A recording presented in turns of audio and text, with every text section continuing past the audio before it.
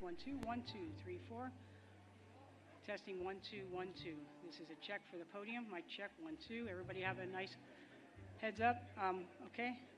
Testing 1, 2. Thank you guys. I appreciate it.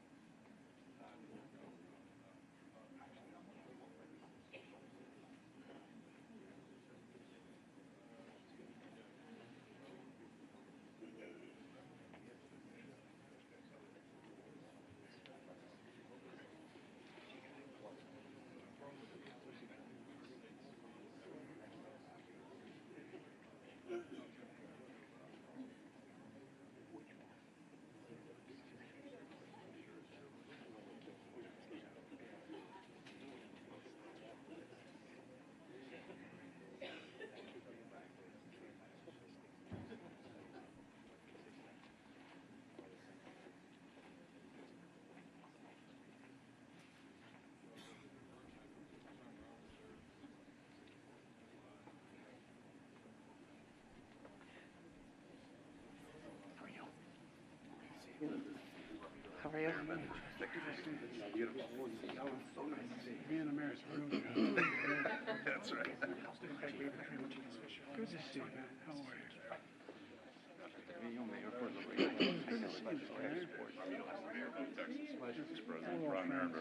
Good to see you. Good to see you. Good to see you. And where am I? Good to see you. Where am I? Where am I supposed to stand? Right here. Right here. Thank you, man. Thank you. Thanks for having me.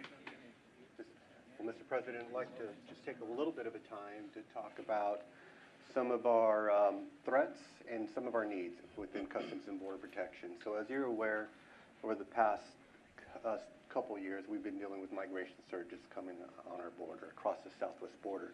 So year to date right now, we've encountered about 890,000 individuals coming across our borders. So as we really think about what that is over the course of a period of time now, the surges that we're dealing with, it's really causing us to bring officers and agents from different locations in order to help handle the surges that we're seeing across the border at many locations, which then in turn requires us to consolidate and at times suspend operations at checkpoints, at ports of entry, at locations in order for us to shift our manpower and resources in order to help out with the surge and what we're doing on a regular basis. I think the stress that of course puts on at checkpoints, at ports of entry, at locations in order for us to shift our manpower and resources in order to help out with the surge and what we're doing on a regular basis. I think the stress that of course puts on employees, the stress that puts on our resources in total, right, is a toll on us and kind of what we do every single day and what our men and women do every single day as they're handling the surge of families, of minors, of adults coming into states at these locations. So as we deal with that, we really talk about what our needs are in that aspect. We talk about consequences, and we talk about enforcement, and we heard some of that from the agents out in the field today in regards to delivering consequences and enforcement action when we're dealing with smugglers and we're dealing with those individuals that are taking advantage of these vulnerable populations and individuals that are coming across the United States. So we talk about the ability to work with prosecutors and special agents, and we talk about the ability to work with foreign countries and our ability to repatriate those individuals that we're trying to repatriate back to the countries that don't qualify for any legal means to be here or asylum process. Those are all aspects for us in regards to how we deal and how we deliver out consequences to allow our men and women to handle the work that they need to be doing and get back out to the field. Some of the things that we've done with that to help ourselves in what we're doing, and we talk about mission, needs, duty, and making sure that we have the right people attacking the right problem set. So we have law enforcement personnel doing law enforcement work. We have administrative work being assigned to administrative type duties. So a lot of the things that we have done and the Border Patrol has done is regard bringing in Border Patrol processing coordinators, data entry specialists, coming with data into the systems, mission support specialists and technicians in order to help us take care of some of the administrative needs and things that we need to be doing and caring for, but then allowing our agents and officers to get back out to the field in order to fulfill the work for law enforcement that they do, and they do quite well every single day. In regards to the other threats that we deal with, and we talk about narcotics, and just so far this year we've seized over 8,000 pounds of fentanyl this year. And so when you start, absolutely. So when we start talking about fentanyl and what we're seeing there and our needs are, and what our opportunities are in regards to narcotic enforcement, we'll talk about large-scale NII equipment and small-scale NII equipment. Today we have 31 large-scale NII in the ground. We have another 26 that are under construction. By the end of this year, depending on budgets and funding, we could have another 43 that starts in regards to getting NII in the ground for what we're doing in order for the detection of fentanyl coming across the border.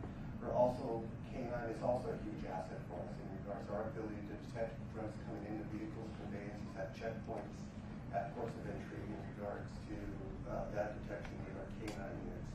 Or operating labs is another aspect of what we do in order to allow our men and women to be able to identify what they have in front of them, from a product, from a chemical, and how dangerous that is in order to be able to identify that. Those are all aspects of kind of what we're doing from a potential aspect and how we consolidate and really and come together from a checkpoint, from a port of entry, inland, interior, and what we're doing from a potential aspect.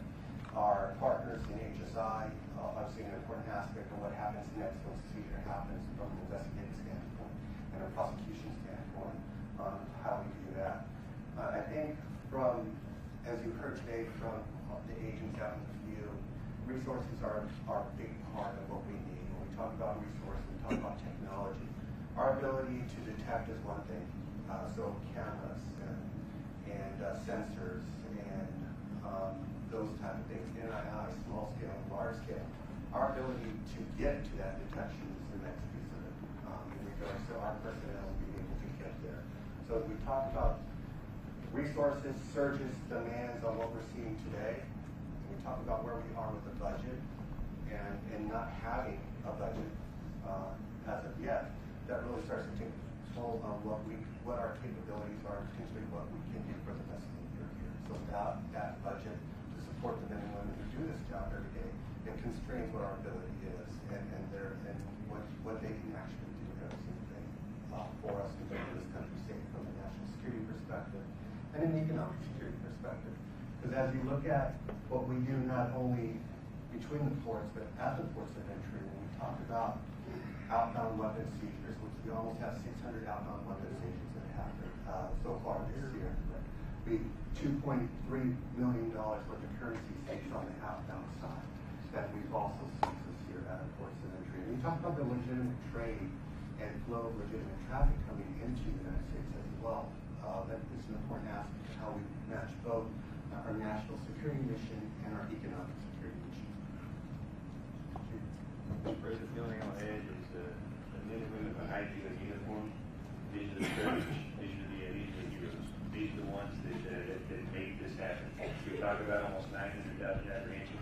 15,000 of those are criminals, gang members that they have taken off the street. All the narcotics that have been seized, it's them that has done it. They are the story here. They're the ones that need the backup and the support. We talk about the extra manpower. We talk about the extra force multipliers, technology, infrastructure, equipment. It all goes to them to help to make sure they do their job as well as can be done. And like you and I talked about, sir, to make sure they make it home safe again or ship. The other thing is amazing is the lack of technology. Cartels and drones up in the sky to use it. Yes, sir. By far. And particularly here in the RGD, we're the leading sector with the detection of drones coming across that border. And the majority of those drones are owned by cartels and criminal organizations, as we've been talking about. Those agents in the field that talk to you today, that's what they express, the need for more technology so that we are able to secure that border and at the same time increase the officer safety. Because like the chief said, our concern is that they're vulnerable and they're out there doing the job to protect this country, but with the lack of technology, it puts them at risk. Like the personnel. One of the things we're trying to do is get literally thousands more agents, thousands more, 1,500, 1,600 more border patrol. Dealing with providing the access to what we have 4,500 more. 4,300 more asylum officers, which will hear from USCIS and Congressional.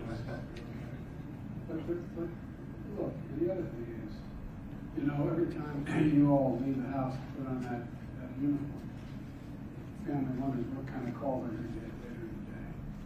And so we owe your families big. I mean that sincerely, from the bottom of my heart. We owe them big for what you do. Thank you, thank you, thank you. We're going to get you more resources.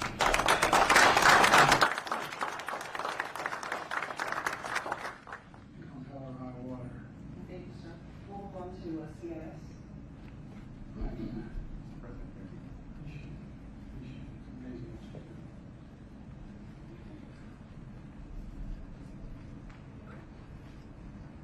7,093 pounds of fentanyl.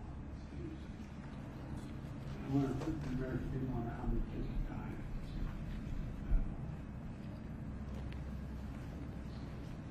So here with us are our partners from U.S. Citizen and Immigration Services. They're going to provide you a brief on some of their efforts. So,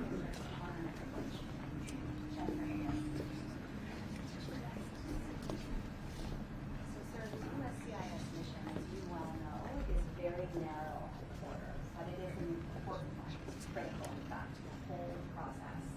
Our officers are responsible for screening individuals, interviewing them to determine whether they have a credible fear of persecution or torture. So these are individuals that have been encountered by Border Patrol, they claim to fear, and now they go before an asylum officer who interviews them and makes those decisions.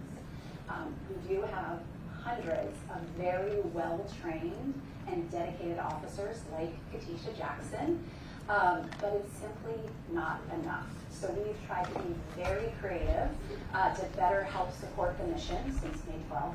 So for example, we leveraged IT technology to create efficiencies. We've leveraged overtime. We've even trained other volunteers from across USCIS to get them trained and able to do this work and support it. We've been very fortunate to be able to complete the highest number of credible fear completions ever in history because of those efforts, but we still need to do more. In fact, when I was an officer, we did 5,000 cases a year. Just since May 12th, over the past 9 months, we've done 71,000 credible fear interviews. But I'd really love for you to hear from Katisha specifically because she lives and breathes this every day as an asylum officer.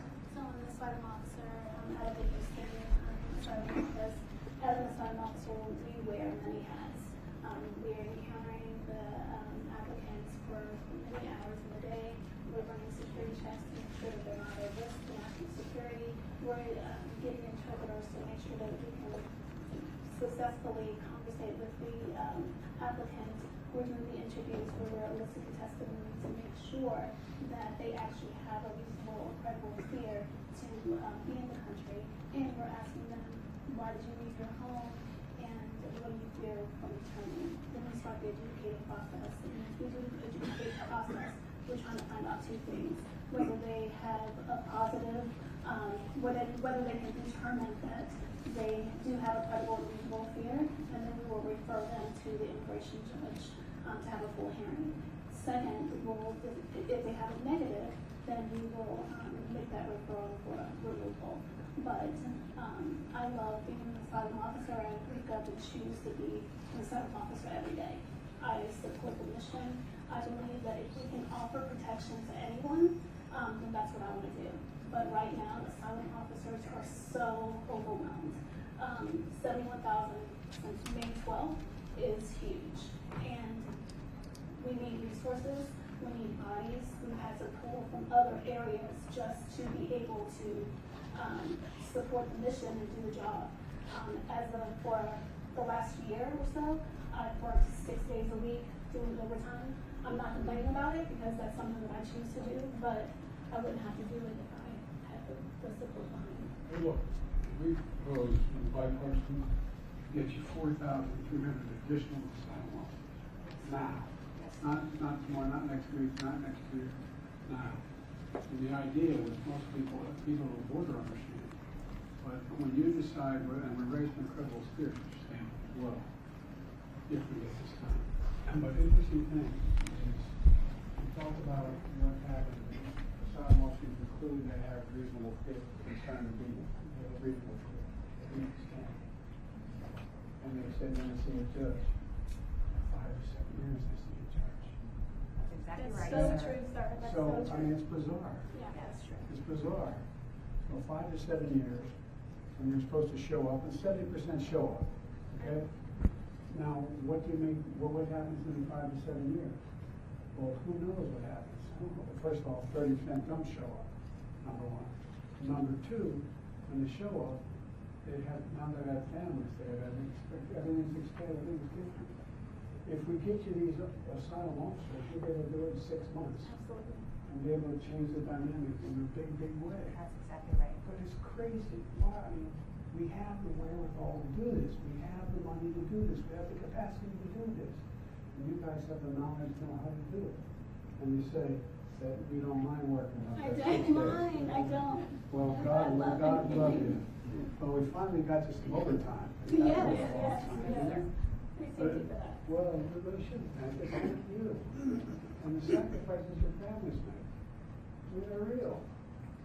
I wish the average American, I'm not complaining about it, I'm just making the statement, most Americans don't even understand how complicated this is. We think you have a credible fear, we'll see in about 7 years, okay?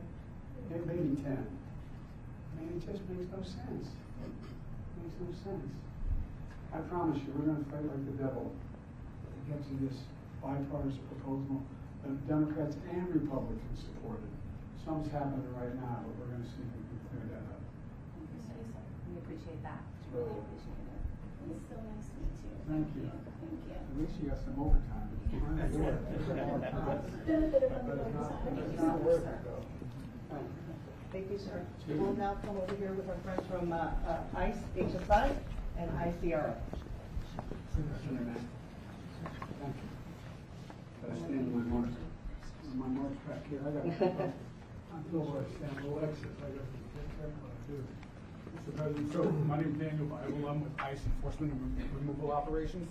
And our mission is pretty much interior enforcement. So what we do is we identify, locate, apprehend, detain, and then remove individuals that are either national security threats or public safety threats, and those other non-citizens that have been found removable from the United States. In FY23, we arrested over 170,000 public safety and national security threats in the interior of the United States, and we removed in the interior of the United States. That's correct, sir. And we removed over 200,000 individuals to one of the things that I'm really proud about this year is we're all at this FY, in FY24, today, we have the highest number of removals of these national security threats that we've ever had in the system right now. Some of the challenges we have is our veterans, right? We are now just under 40,000 people in custody. We're funded for much lower than that right now to keep those people, the numbers growing, and every day it gets a little bit more difficult to manage that population. We also have approximately 7 million people on guards. Over at CBP, we've dedicated approximately 20% of our workforce in direct support of border security missions. But those individuals are being pulled away from the interior enforcement, where we're looking at, having to be able to deal with those bad actors that are in the communities. And we just need more resources, more personnel, more resources to have detention beds, and also resources for technology for monitoring those 7 million individuals. And hopefully with some of the stuff that has happened recently in the news, we can get some of these local and state jurisdictions to come back to the table and work with ICE so we can get these public safety threats out of the community and remove them from the United States for that ultimate immigration consequence. Besides the additional 10,000 beds that this compromise we've worked out haven't passed yet in the Congress, what is the most important thing you need? What, if you have a wish list, anything you need, what is the most consequential thing you need? For me, it's personnel and bringing back those jurisdictions to work with us. The safest way for me to take a criminal off the street that's encountered by a local jurisdiction or a state jurisdiction is for them to turn them over to law enforcement, rather than have more of my resources, which takes a lot more to go out to the communities and have to find these individuals and arrest them in the communities and bring them back into custody, which makes it more dangerous for not only me, for the non-citizen and the public at large. Okay, what's the better way to take on these cartels? Well, sir, Katrina Berger, I'm the EAD for HSI, Homeland Security Investigations. I knew that, I'm sorry, but they didn't, but I'm glad you said it, I should have said you. We talk about consequences, and with HSI, we are all about the consequences. And the best consequences we can put on these transnational criminal organizations is to prosecute them, arrest them, put them in jail, seize their assets, seize their money. And how do we do that? We work with our transnational criminal investigative units, our TCIUs, south of the border to help stem the flow of illegal migration, goods, narcotics coming up. They hit the border. We're partnering with CBP, our good partners over there. We've been supporting them the last year, 18-month, with the irregular migration, a lot of TDY support at the border. That's also pulling away from some of our investigative activities. But it's, as I always say, it's one team, one fight. So we're there. What do we need? Certainly everyone talks about personnel. We have a lot of agents. We have a lot of law enforcement. Support staff is often lacking across the board. Analysts, criminal analysts, investments in technology. I want the press to, what do you mean by support staff? Our mission support people, the people that administratively help us do our mission, they support the mission. Right. Our criminal analysts that do a lot of our analytical work, help with targeting, help put together investigative packages so we can get the prosecutions on these criminal organizations. Title 21 would really help us. These are poly-criminal organizations. They're just not one-faceted. Right. They don't just engage in human smuggling. They engage in drug smuggling. They engage in weapons trafficking. If we had Title 21... Human trafficking they engage in. Yes. Human smuggling, human trafficking, many, many criminal activities. It's not going to stop us by not having Title 21. We're going to keep doing our job. It just slows us down. We're a poly-investigative agency targeting poly-criminals. So that's really what we need. More investments in technology as well. Artificial intelligence, machine learning to help better target all of these activities out there would help us tremendously. When I was last at the border a year ago, I've witnessed the machines that detect the fentanyl. Explain how they work and what it is. Because we got a lot of money for a significant number more. We do, and I could talk about that, but Mr. Flores can probably talk a little bit more succinctly and get it a little bit more accurately. Well, we could do both. Come on over for a second. Because a lot of it has to do with, anyway. Yes, sir. So, Mr. President, so our NII technology is what we're talking about. We have it in two scales. We have Explain what NII means. non-intrusive technology. We have a large scale, which we can drive commercial trucks, commercial passenger vehicles through, and we have small scale, which we can do packages, or we can examine tires in the small scale. So our ability to use that, first, as we talk about risk, and we talk about assessing some type of risk to a conveyance, to a commercial shipment, to a package, to a piece of mail, data that we get in advance of that becomes important for us. Analytic work that goes into it between ourselves, HSI, and how we do the analytics on that and determine what the risk is. Once we determine what the risk is, we can either do a targeted exam of that commercial truck, of that passenger vehicle, of that package, of that commercial shipment, or we can go out and randomly select based on what we believe a perceived threat to be on that. Our ability to run and scan and then have our officers or personnel analytically determine if there's an anomaly in that package is intensive work on our end. As we work towards machine learning and AI, and our ability for algorithms to be able to identify potential anomalies, and then our personnel ensuring that an anomaly exists or doesn't exist, and then we go out and examine. That's a game changer for us, and our ability to be able to quickly and facilitate individuals and cargo coming in the country while targeting risk and examining the packages or conveyances that we need to examine. And this, at port of entry, this has occurred as well. Because last time I was here, I remember they were going with, looks like a boxcar, coming across in a tractor trailer. And they had about 80 individuals in that, smuggling. Other one, they showed me a significant amount of drugs in it. So I just want the American people to know what we're trying to get done. How many more of these big things are we talking about? The non-intrusive inspection technology under the legislation, we would get more than $400 million to implement more than 100 of those machines. That'd make a difference, wouldn't it? It would, absolutely. And Mr. President, Pete spoke of the construction projects that we have underway for this year. We can't finish those without additional funding. Well, there's plenty of funding there. If we, no, the really is we can afford. We can't afford not to do this, and we can afford to do it. I mean, for example, the infrastructure work being done at the border crossings. Right. Well, you know, I was able to get a $1 trillion, $200 billion bill passed that has infrastructure money in it. It could be a game changer. And here we're scratching our heads like, what are we going to do? I just admire your, not only your courage and your intellect and your judgment, but that you're willing to keep at this, so understaffed. No, I really mean it. It's incredible. It's one team, one fight, sir. I know it's one team, one fight. All the sayings are worth saying, but I tell you what, getting it done is a lot harder.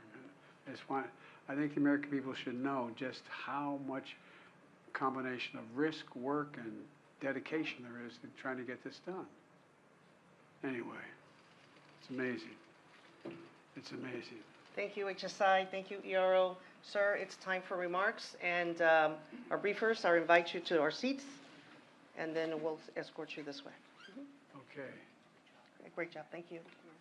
By the way, Thank you, sir. thanks. A native Delawarean. Where are you from? Georgetown, Seaford. Georgetown, damn, girl. Everybody doesn't understand Southern Delaware first time around. Say, boy, where are you from? I grew up at a little crossroads called Hardscrabble. Oh, well.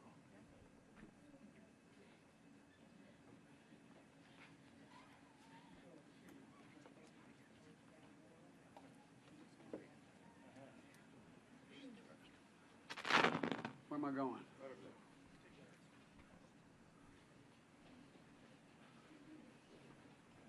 Again, thank you. As my mother would say, please excuse my back. I apologize. Well, folks, good afternoon. Before we start, I'd like to say a few words about the devastating wildfires that are scorching Texas Panhandle and northwest Oklahoma. Yesterday, one of the biggest fire events in Texas history, with more than 1 million acres of Texas land burned. From the start, I directed my team to do everything possible to help protect the people in the communities threatened by these fires. In response to specific requests made from the state, we already have more than 500 federal personnel here working on fire suppression.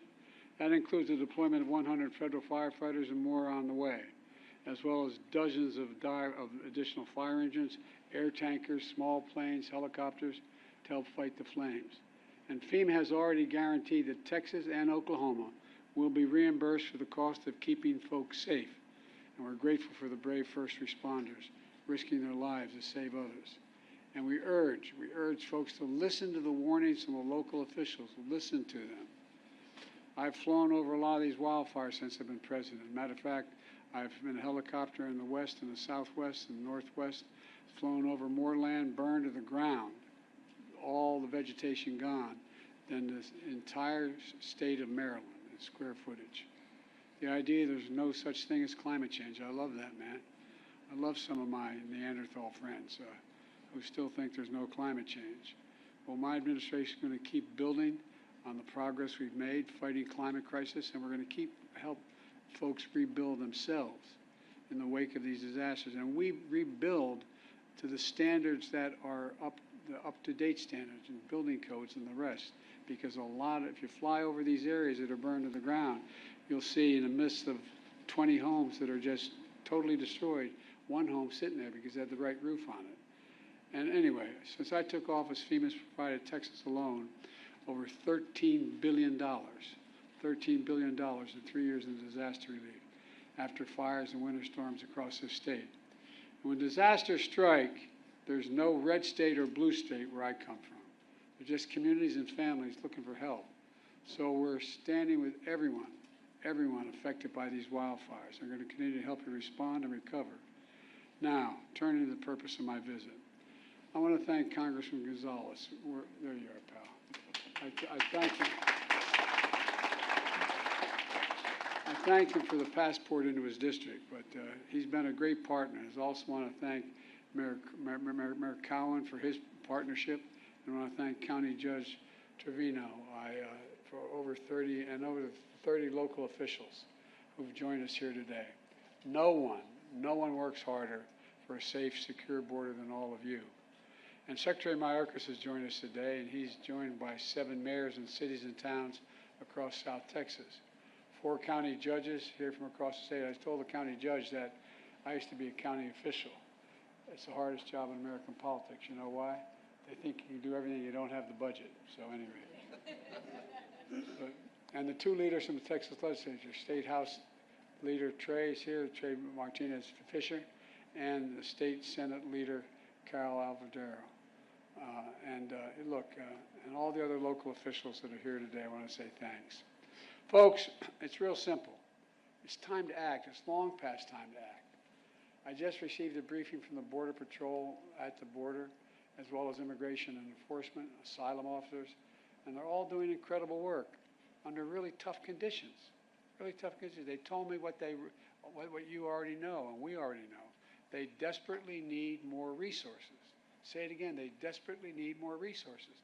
Need more agents, more officers, more judges, more equipment in order to secure our border. Folks, it's time for us to move on this. We can't wait any longer. Folks, on my first day as president, I introduced a bill I sent to Congress, a comprehensive plan to fix the broken immigration system and to secure the border. But no action was taken. Then months ago, my team began a serious negotiation in a bipartisan group of senators, leading conservative Republicans and progressive Democrats. And it resulted in a compromise bill. It's the toughest set of border security reforms we've ever seen in this country. It's pretty basic. With this deal, we could hire 1,500 additional border security agents, 1,500 additional officers, and between ports of entry. For the last 4 years, staffing has been roughly that, flat, just flat. Agents working overtime, spending long hours patrolling the border, making major sacrifices. And I know it takes a big toll on them and their families. That's why in December I signed a bill finally getting Border Patrol agents what I've been pushed by and reminded by the congressman, overtime pay they deserve. And finally getting overtime pay. I mean, it's ridiculous it took this long. It was long past time, and I was proud to do it, but we need to do more. It's time to step up. It's time to step up. Provide them with significantly more personnel and capability. We also need more immigration judges. Help handle the backlog. There are 2 million cases. Backlog of 2 million cases. This bipartisan deal would provide funding for 100 more immigration judges immediately. It would also establish new, efficient, and fair process for the government to consider asylum claims for those arriving at our border. Today, the process to get a decision on an asylum claim takes 5 to 7 years. Now, you all know it down here, but the people around the country don't understand it. It's far too long. You come in, you say I have a credible fear, and we've changed that standard to make it hard. We want to change, make it harder. And what happens? You say, well, okay, you can come in the country, but come back in 5 to 7 years, maybe as many as 8 years, and you'll get a hearing from before a judge to determine whether you can stay. This will encourage more people. This encourages more people to come to the country. If they get by the first, they got another 5, 7, 8 years before they have to do anything, because they know they cannot handle the caseloads quickly, and they'll be able to stay in this country in the meantime. With new policies in this bill, and the addition of 4,300 additional asylum officers, we'll be able to reduce that process to less than 6 months. That would have a serious deterrent effect on those coming north. When the criminal gangs say, we'll get you north, what's $8,000? They say, no, wait, let me get this straight. I'm going to go north. It's going to cost me probably closer to $8,000 equivalent. And I'm going to get there, and in 6 months they may be able to get rid of me. I don't know, man. 6 months, 7 years, 2 different things. The person who's thinking about entering the United States understands the cases to be decided in a few weeks or months instead of 5 to 7 years. They're less likely to come in the first place. They're not going to pay the cartels thousands of dollars to make that journey. Knowing that, it will be turned around quickly. Look, then we also need more cutting-edge inspection machines to detect and stop fentanyl from entering the United States of America. A year ago, I stood at the border in El Paso, and I watched these machines at work. They were able to detect everything from fentanyl to weapons to people being smuggled in cargo containers. This compromise bill would provide an additional $424 million for 100 more of these machines and could save lives in the process. This compromise legislation will also give me as president, or the next president, emergency authority to temporarily shut down the border between ports of entry. when the numbers of immigrants and migrants, overwhelmed the border, straining the Border Patrol's ability to process them. At the same time, at our legal ports of entry, like here in Brownsville, we're making investments in infrastructure. My bipartisan infrastructure law is going to provide nearly $4 billion new dollars to boost security, to ease waiting times at land and ports of entry like Brownsville. And I want to thank again Congressman Gonzalez for helping me get that through and get it passed as the law. That you get the money for example, that's how you got the money for the Gateway Bridge from that fund. Folks, the bipartisan border security deal is a win for the American people. And it's a win for the people of Texas, and it's fair for those who legitimately have a right to come here to begin with. It's a win for the people of Brownsville, and I believe that's why the Border Patrol Union endorsed it. I believe that's why the National Chamber of Commerce endorsed it, not known as a Democratic organization with a capital D. Look, and that's why the Wall Street Journal endorsed it as well. This is a truly bipartisan initiative. That's why the bipartisan South Texas Alliance of Cities endorsed it. Folks, I didn't get everything I wanted in that compromise bipartisan bill, but neither did anybody else. A compromise is part of the process. That's how democracy works. That's how it's supposed to work. Compromise is a very positive step on a critical issue for the country, all those issues for the country. And folks here in Brownsville and all along the border know that. We need to have their backs, your backs. I want the people to understand clearly what happened here. This bill was in the United States Senate, was on its way to being passed. Then it was derailed by rank-and-file politics, partisan politics. The U.S. Senate needs to reconsider this bill, and those senators who oppose it need to set politics aside and pass it on merits, not on whether it's going to benefit one party or benefit the other party. It's about whether it benefits the American people. It's what the American people deserve. The Speaker of the House needs to put this bill on the floor, because if he put it on the floor unrestricted, it would pass. The majority of Democrats and Republicans in both houses support this legislation until someone came along and said, don't do that, it'll benefit the incumbent. That's a hell of a way to do business in America for such a serious problem. We need to act. It's time for the speakers and some of my Republican friends in Congress who are blocking this bill to show a little spine. Pass a bipartisan, remember, bipartisan, conservative leaders supported this border security bill. Let's remember who we work for God's sake. We work for the American people. Let me end with this. I understand my predecessor's an eagle pass today. So here's what I would say to Mr. Trump. Instead of playing politics with this issue, instead of telling members of Congress to block this legislation, join me, or I'll join you in telling the Congress to pass this bipartisan border security bill. We can do it together. You know and I know it's the toughest, most efficient, most effective border security bill this country has ever seen. So instead of playing politics with the issue, why don't we just get together and get it done? Let's remember who the heck we work for. We work for the American people, not the Democratic Party, the Republican Party. We work for the American people. And let's remember who we are. We're the United States of America. No, I mean this. Think about this. There's nothing beyond our capacity. Nothing when we work together. And if all things we should be working together on is this, we have the formula to get it done. God bless you all, and may God protect our Border Patrol, and God protect our troops. Now I'd like to turn this over to Secretary Mayorkas. Thank you.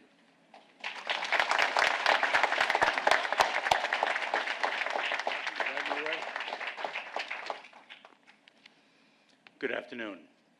At the outset, I want to echo the President's words about the tragic fires in Texas and Oklahoma. We in the Department of Homeland Security, especially our agency FEMA, are intensely focused on providing the support, resources, and assistance the impacted residents and communities need. We are grateful to the brave firefighters and other frontline emergency personnel as they combat the flames that continue to burn.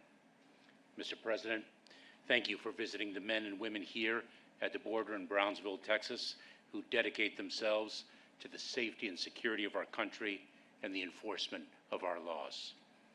The operational brief you received today demonstrated several crucial points.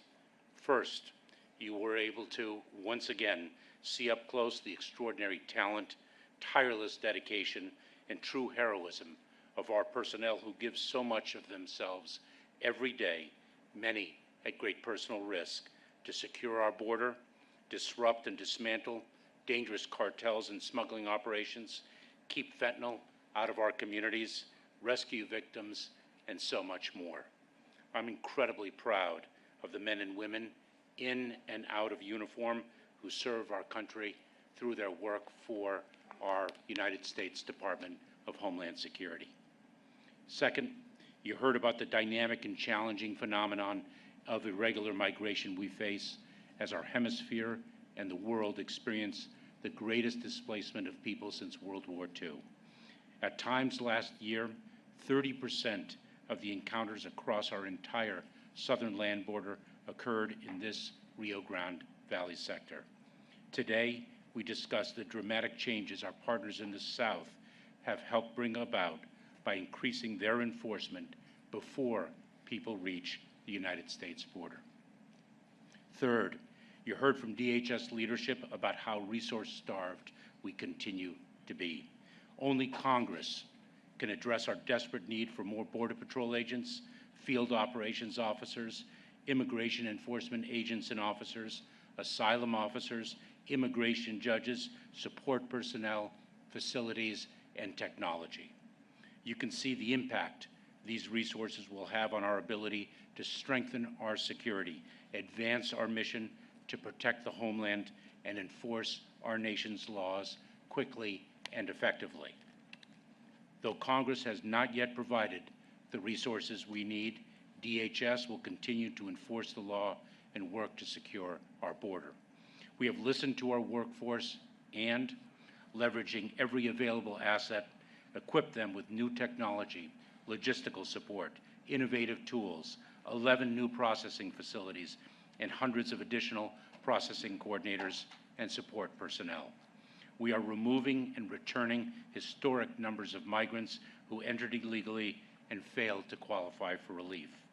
Just since mid-May, we have removed or returned more such migrants than in any full fiscal year since 2015. We have provided asylum officers new authority to streamline the asylum claims process, implemented regulatory changes that incentivize migrants to follow safe, orderly, and lawful pathways, and so much more.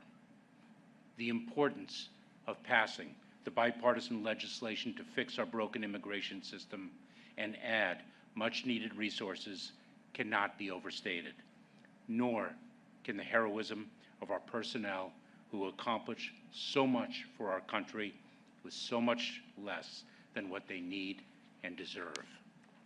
Finally, Mr. President, you heard about the difference that cooperation, collaboration, and communication between federal personnel and local officials can make in the efficient and effective enforcement of our laws. Unlike Texas Governor Abbott's efforts to undermine federal border enforcement, the leaders in Brownsville serve as a model of cooperation in addressing, together, the challenges that irregular migration present, all in the service of this community and our country. Thank you, Mr. President. Thank you to the public officials here at all levels of government, and thank you to the extraordinary public servants of the United States Department of Homeland Security. It is now my pleasure to introduce Congressman Vicente Gonzalez. Thank you all so much for being here this afternoon. Thank you, Secretary Mayorkas. It is my honor to welcome President Joe Biden to the 34th Congressional District of Texas. Let's give him a big, warm welcome.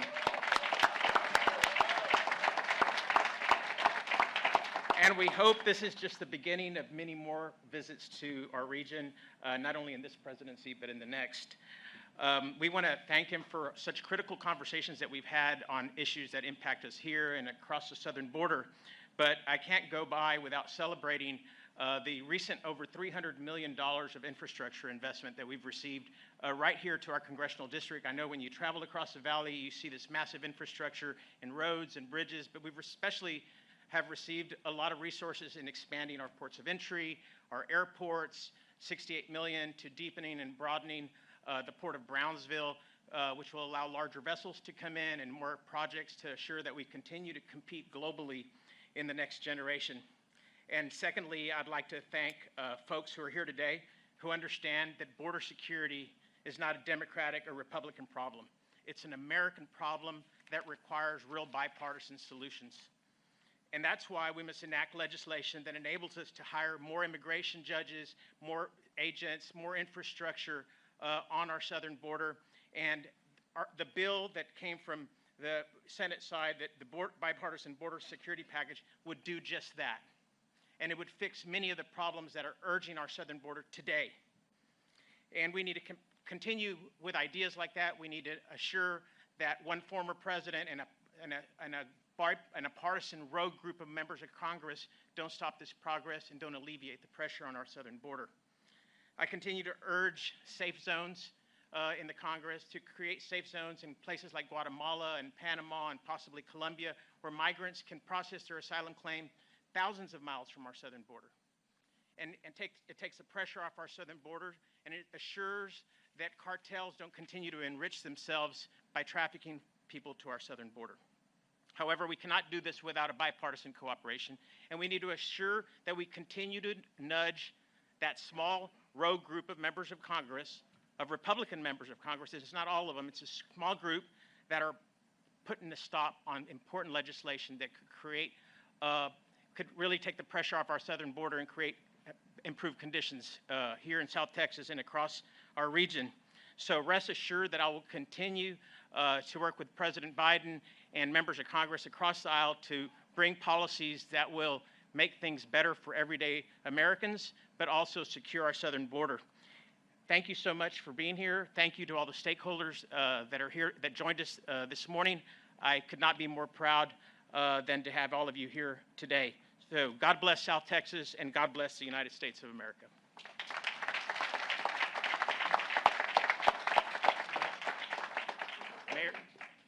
Mayor Cal. The judge. Do you bear any responsibility? Good afternoon, everyone. My name is John Cowan, and I am the mayor of the city of Brownsville. Mr. President, thank you for visiting our beautiful city, the largest city in the Rio Grande Valley. I believe I speak for all of the elected officials here when I say it's an honor to have you here. We stand united in our commitment to protect our communities, secure our border, and uphold our values. I'm a member of the South Texas Alliance of Cities, a group of mayors from South Texas communities. We work in partnership with the federal government, local law enforcement, and nonprofits to address the challenges created by the border issue. We understand the complexities, the diversity of thought on possible solutions, and the compelling need to ensure that immigration is not a wedge issue. As local leaders, we are responsible for our communities, our safety and well-being. We cannot play politics with this. I am proud of the work we have done in Brownsville to help people entering the country. Our approach, called the Brownsville model, is as compassionate and humane as it is efficient. It prioritizes dignity and care. For 2 years in a row, Brownsville has been named one of the 20 safest cities in America. Mr. President, all of us here are overworked and understaffed.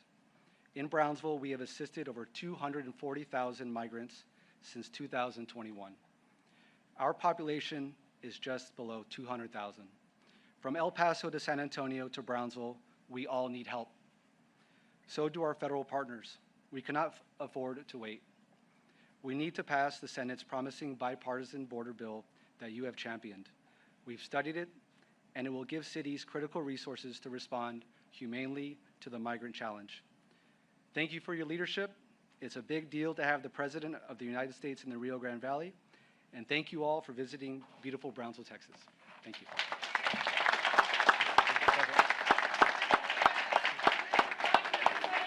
Getting to hold you responsible. Mr. President,